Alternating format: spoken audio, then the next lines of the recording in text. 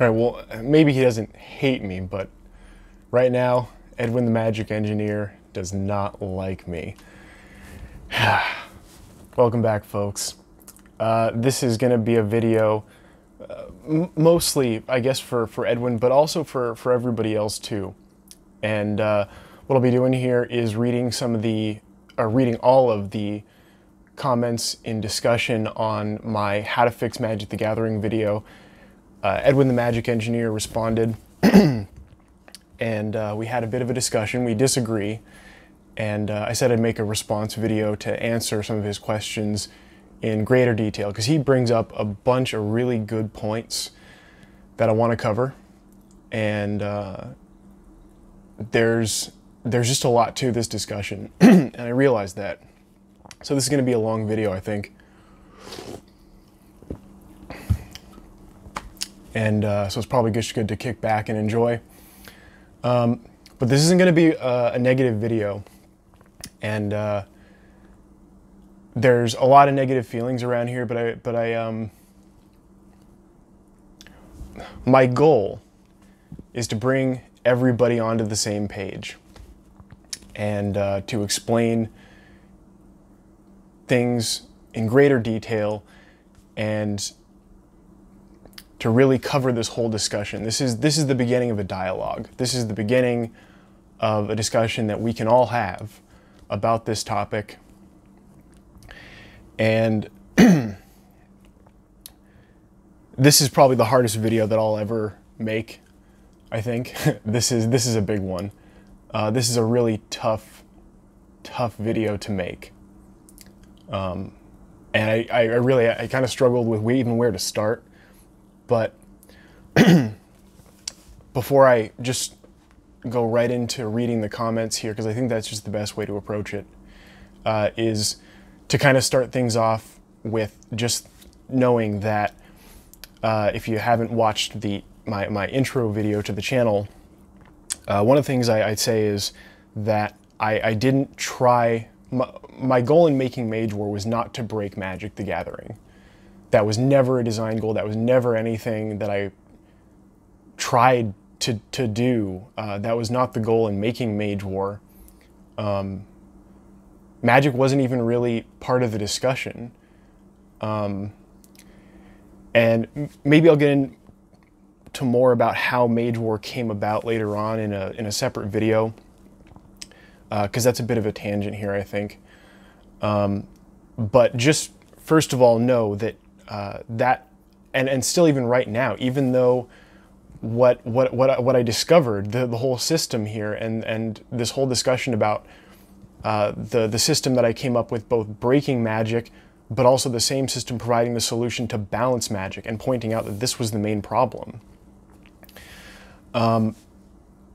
That I realize that it's important, and even though it isn't a goal of mine, it's something I realize needs doing. And although I never wanted to, although this was not my intention when I started design on Mage War, it would be much easier for me if I could just focus on Mage War, if this didn't happen, if this wasn't part of the discussion at all. But it ended up being, and so I know it's important that I address it. And I think Edwin is one of the best people to have this discussion with. If you don't know, I mean, I can't imagine that if you're watching this video that you don't know who Edwin the Magic Engineer is. But his channel and also Open Boosters, they've teamed up on a channel called Unhinged Magi here on YouTube.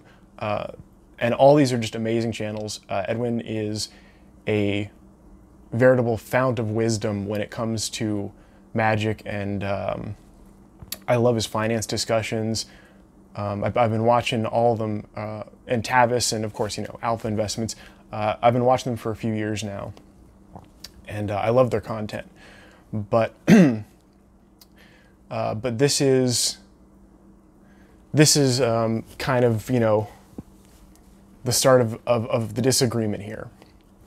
So we're going to start here. We're going to read Edwin's first comment, and I'm going to read these all in chronological order. He posted this, and then I made a response, then he gave a response, and I'm just going to go through all of these and kind of expand on it.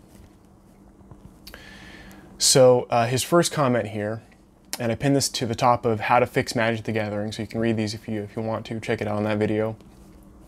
He says, what makes you think closing my favorite formats is a good thing? Why stop me from playing something I love?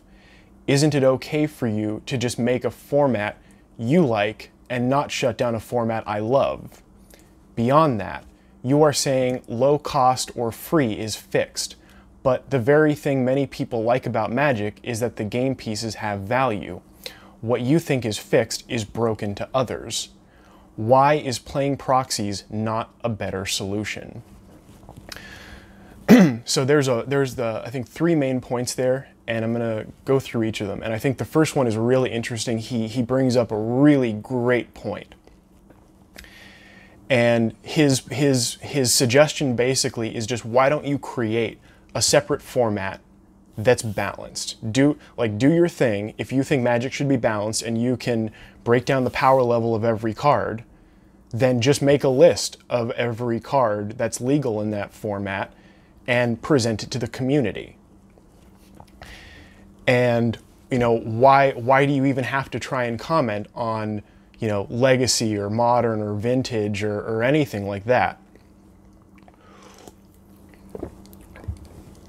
And part of this comes from one of my things I say in the video, that if you balance Magic from here on moving forward, in terms of what gets printed with new sets, that you'd basically have to make a new format that was just Magic moving forward, but you could also evaluate all past Magic cards and include anything that was, you know, like Corey suggested, within, you know, maybe like 1 or 2 power. And I mean, they could definitely give like a variance moving forward. You know, maybe like -1 to +2 or +1 at the highest. You wouldn't want to go too far lower than that, you know, complete junk cards, or too much higher than that, like current Magic. And so he's commenting on that I would basically close some of the old formats, and I think this pertains most to modern, because I think it doesn't affect legacy or vintage as much, and I think I misspoke there in the video, and I commented on that lower down here on the list. Yeah, because I think the addition of balanced cards moving forward wouldn't really affect legacy or vintage too much, because really the centerpieces never change, and everything else kind of melds in pretty well, even with old stuff, which seems to hit a lot closer to that balance more often, although a lot of things are kind of wonky. But so why not create just my own format there? And the reason is because there's more to it than that. There's more to what I've figured out. That wouldn't be a full use of the knowledge that I'm presenting. I figured out a way to evaluate the power level of every single Magic card ever printed. I did this for an entire set, and I put up the video there for Throne of Eldraine. And you could do this with every Magic set. And that's how I broke Magic the Gathering. And if I were to just make my own format, that would be concealing, I mean, it may not entail it, but it seems to entail the concealing of all of that knowledge of how that format was constructed. And even if I went through all the trouble of making that format and then released all the information anyway out of good faith, then it would just have the same result as what I'm doing right now. I would have just wasted all of my time making a balanced format. When really that should be on Magic. That should be on Wizards of the Coast.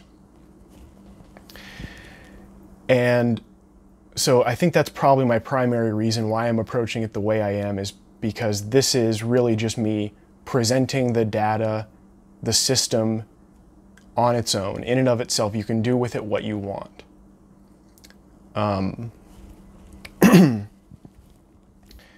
And my commentary on it is only what I've figured out. That's just it. And if I think of anything more to say, I'll comment more on that later. But his second point here, beyond that, you're saying low cost or free is fixed. But the very thing many people like about Magic is that their game pieces hold value, or have value. And so I addressed this in my response here. And also his last question, why is playing proxies not a better solution? So I respond in a comment here. Well, first off, I'm pro reserved list. That doesn't answer your question, but I think it's an important detail. To answer your question though, I think what I'm proposing is that cards should go up at a more uniform rate relative to other cards in the same set. Some cards will definitely be more valued than others, but if everything was balanced, then you'd see prices of these balanced cards based a lot more on how old/scarce they are. How old/scarce they were, and the value of a set would be more evenly spread. So because I don't think the market cap would really be any different, I don't think people would be spending less money on Magic. I think what this does is sort of break down each card by the cost of a pack. It would take this curve of value where there's just or I guess it would be more like this, where there's a few cards over here that are high valued, and there's more cards here that are lower valued. And this would be more of like a, I don't know, like that or something. It would just be more even. And you'd have the price spread out over the cards. Each card that was lower valued would be higher, and each card that was really high would be lower if they were all balanced. And again, some of them would be valued more than others. If they maintain rarity, then of course that would impact scarcity. And they could make as just a design philosophy that rare cards would just do more. So they are still more impactful in the game, they're just cost balanced. So I don't think it would really affect any kind of like financial value there. And if anything, it would just make older cards go up more. It would probably do a lot for Modern in that respect as well. I don't know exactly the ramifications of how that would play out, but just thinking off the top of my head. And then I continue here. Also, I think I misspoke in the video. I would not want to close any formats except Modern. Okay, yeah, so I already said that. Doesn't affect Legacy or Vintage too much. And then, so about the proxies here. So I said, and precisely, playing proxies is not a better solution because proxies don't have value. Value is a good thing, but not when it's almost entirely determined by how imbalanced WotC decides to make a few chase cards in each set. That makes Magic pay to win, and that's objectively a terrible design for a game. And I think that sums it up really well. We all know proxies aren't tournament legal. You can't bring proxies to a tournament. It doesn't matter what your circumstances are. You can't you can't play in a championship game with proxies. And if you're playing, for money on any kind of like tournament, whatever, like it's impossible. People are not going to let you use proxies. You can do that with your friends, sure, but I mean, tabletop Magic is one thing. These don't hold value. You can't make a proxy that, holds value. I mean, maybe you could make some, proxy product that people liked, but obviously the actual cards, the real ones that are printed, that you buy, those should hold value. And I'm fully in support of the reserved list. I'm fully in support of maintaining value in sealed product and in singles too. I just don't think it's... I know that if you make a game pay to win, then it's not a game. It's not a game. And you can object to that as much as you want, and that's fine. but it's just a terrible design. That's not fair. It means it's solvable. Victory is random. Like, great. Just buy the most expensive cards. Play a meta deck. If every card was balanced, if every card was really just more of a breakdown of the pack cost, and if more strategies were viable, excuse me, were viable, I mean, that's a real game. That's a real game where every single card that's printed is playable. There's not any junk cards. And even if a card is strictly better, like if it has the same balanced play cost or casting cost, but it has a different set cost, then, like if you put some conditional abilities on Savannah Lions or something, that other card is strictly better than Savannah Lions. But at the same time, it wouldn't make Savannah Lions an unplayable card. And so really it's about the design of the game, and changing it to be balanced, I don't think would affect in any negative way the financial value of Magic, and especially I don't think it would have any effect on sealed product. But moving on to the next response here, this is from Edwin, and he's got a couple responses that I'll read through that follow. So he says, what you call an objectively terrible design is the literal most popular card game among adults who play CCGs.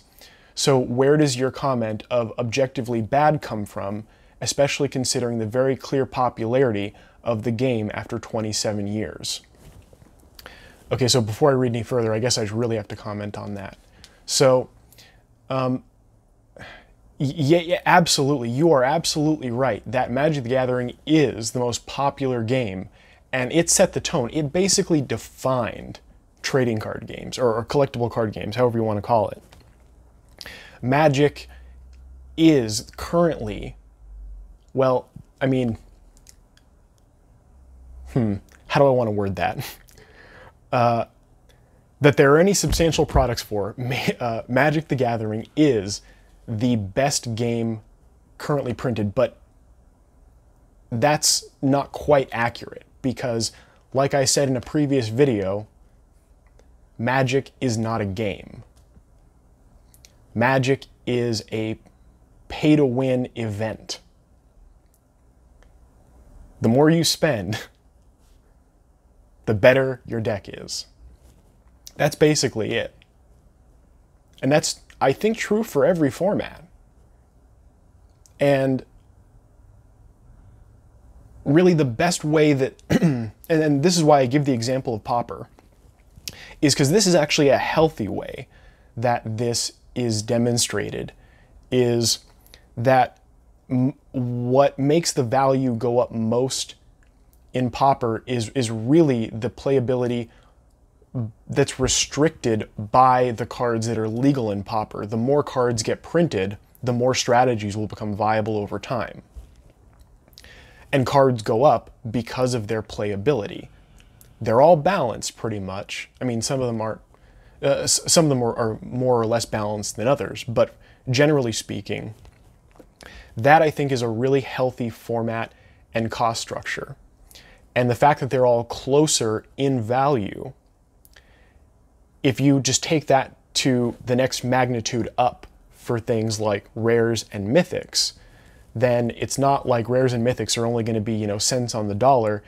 It's just move that up so that all the cards have a more even value. And when you make a game and you make it pay to win, then you've taken agency away from the player. It doesn't matter what strategy you want to play. The most viable strategy is the one that costs the most. And like I said in the previous post that I just read, Wizards knows which cards are the most imbalanced. They make those the rarest. That is the current design philosophy. And in terms of financial value, you know, that's a completely different discussion. I don't think it's objectively better or worse if you're just printing an item and make the rarest item look the coolest. But in a game where it actually has impact on the game itself, how playable it is, then you run into a different issue. It's not about, you know, how rare they are. It's the fact that they're both rare and highly imbalanced. The game is pay to win, and that's bad. That doesn't mean that Magic is a terrible design. Magic is an amazing design. Magic is an amazing design. It influences Mage War. It's influenced every other card game that's come out since. And there's nothing wrong with that. That's awesome. I appreciate and have so much respect for Magic the Gathering. But I also have a way to fix it. And I see the problems that are wrong with it. And I'm willing to acknowledge those problems whether or not I had figured out a solution. It doesn't matter that I had the solution or didn't. I felt this way before that, and a lot of other people, you know, did too and still do. So I'm going to continue reading here with Edwin. He continues saying, yes, there has always been an aspect of pay to win in MTG. This is a challenge that has its good points and bad points. One simple way to get around it is play an eternal format so the cards don't rotate out. Then get enough of a collection so you can build a deck that competes. Excuse me. Now, when you get tired of that deck, trade those cards for other cards in that format you want to play. No money spent, more fun being had. Do that until you are bored of playing MTG, then sell the cards and get all your money back. See how awesome that is. Yeah, kinda. Obviously, the point that I'm going to make here is that you have to spend money to get competitive at that point. And if you're buying a collection, I don't think there's any. I mean, maybe there's a few, but the vast majority of Magic the Gathering players and any trading card game player plays the game because there is both the fun that you can have with it and the value that it retains. If you just had the game, you'd be spending money and losing money, but it makes it much more interesting if it holds value. And again, I'm not against holding value. But in order to actually be competitive in any format, especially in Eternal format, Legacy or Vintage, or I guess Commander also qualifies. And Pauper? Yeah, okay, so there are a few.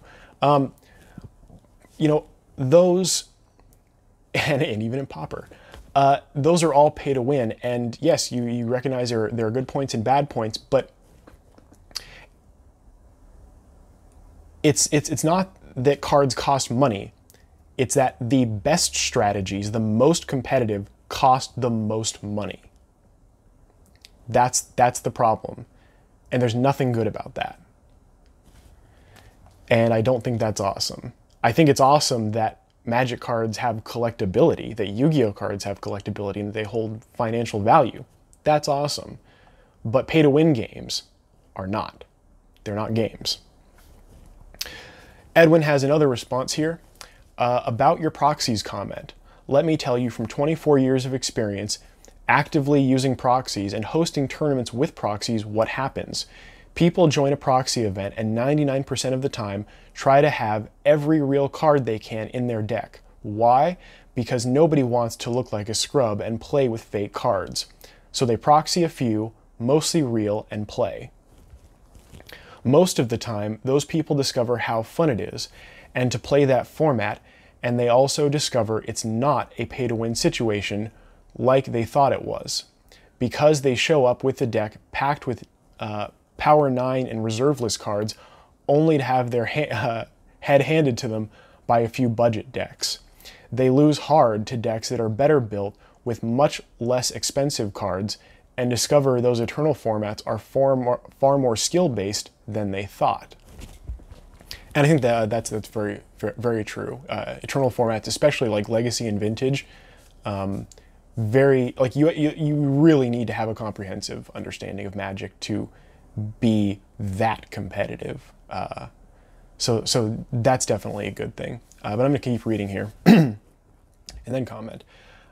Anyway, over time, those same people start buying real cards and swapping out the proxies. Why? Because the same reasons people buy foil cards and upgrade to older, more expensive versions. People love real and bling upgrades, and that's why they and that's why those sell. All those new players come into the format because of proxies, and the prices of real cards in that area for that format start going up because the new players start buying them. I've literally watched this happen for 24 years. Yep. The major point I need to bring up, of course, is the whole proxy tournament thing.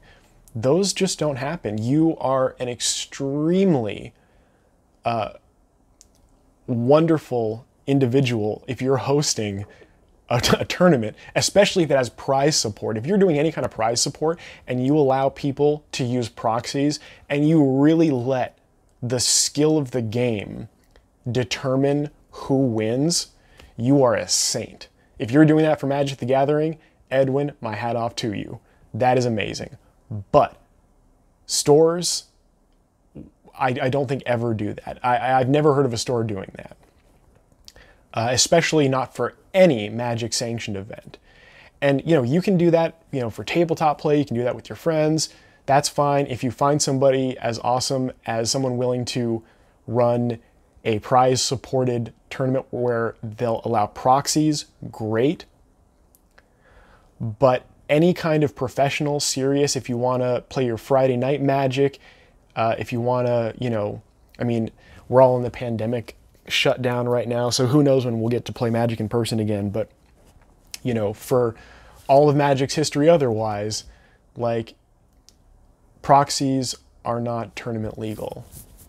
And even when people are playing and testing out decks, I imagine it's much more common for them to, if they even go with making proxies, then they'll just shelve that deck until one day they can afford the cards. And they may never buy them. They may have just made the proxy deck to see how it worked.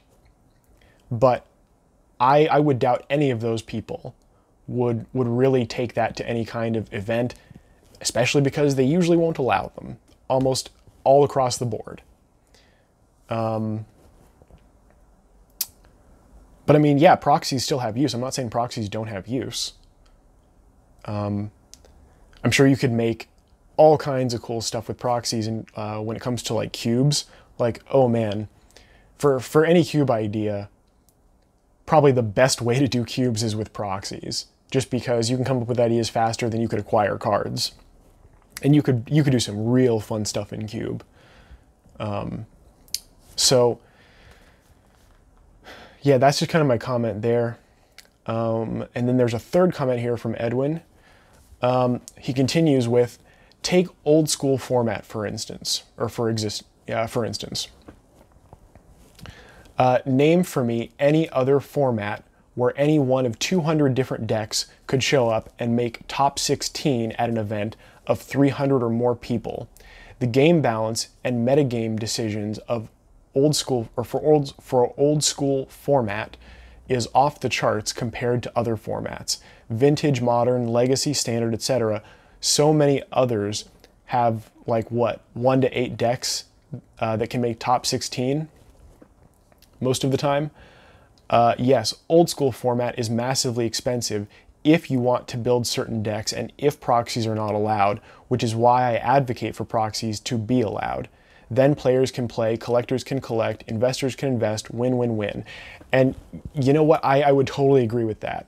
And actually, if that is any kind of movement you're starting, Edwin, I am fully on board. If you are pushing for Wizards of the Coast to allow proxies in tournaments, you have my vote. You got me. I'm there. Let's do it. But do I think that's going to happen? No. No, that's not going to happen. So I respond here. Oh wait, is there anything else I want to comment on there?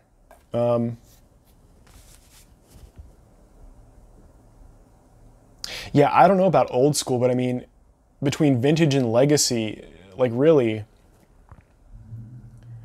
yeah, the meta's been figured out. I don't know what he's talking about with these 200 different decks. I mean, you could get a bunch of road decks.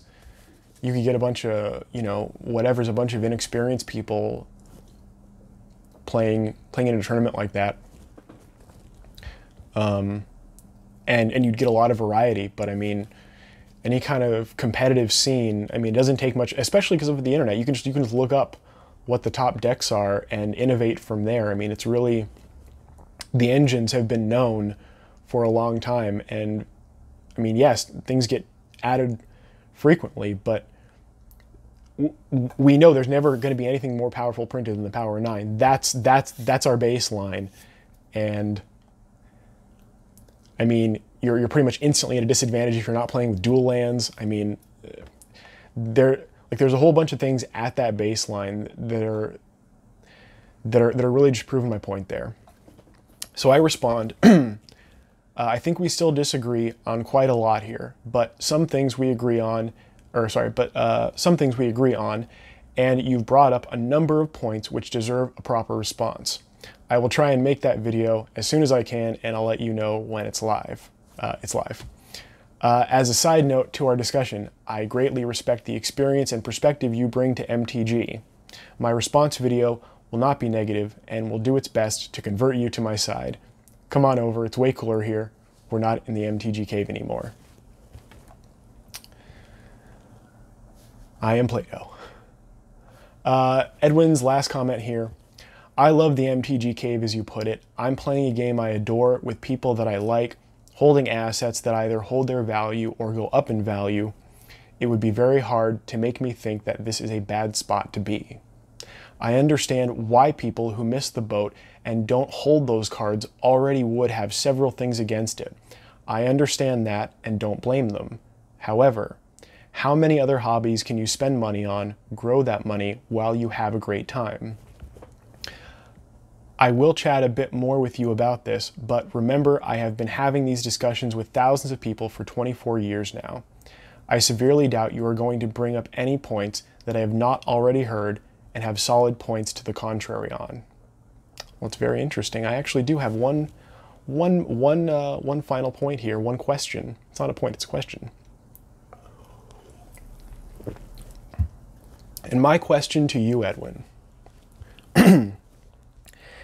is what, in your opinion, or what, no, not in your opinion. Let me be much more respectful than that.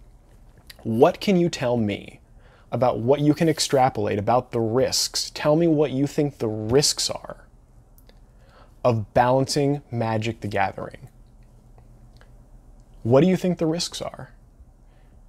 If moving forward, if the worst in your opinion happens, and we cut off at a new format, and moving forward, everything is balanced,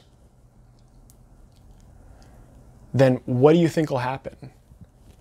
Do you think old cards will crash in price that are a lot more powerful, that aren't printed anymore? You know, basically what you would get here is you would have my system that could explain all of this, and you would instantly be able to look at every older card and see the power level, and you would instantly know which cards physically could not be reprinted ever again because they're above the power level. That's one instant thing that I can see increasing in value because now every format that uses them, which are a number, Commander especially, that still sees support from Wizards, you would know which cards would never get reprinted. It would be another pseudo-reserved list. And you would get a balanced Magic the Gathering. You would actually get a game that was designed to have skill and creativity win the day. It would not be pay to win anymore. And so I think that's where I want to leave that. I want to hear your response though. What, in your opinion, are the risks? What's the downside? You don't even have to say any upsides. What do you think are the downsides to balancing Magic the Gathering? And I guess I want to close this out for anybody but Edwin who's still watching. Again, Edwin is amazing. Go check out Edwin's channel. Go check out Unhinged Magi. Go check out Open Boosters. Go check out Alpha Investments.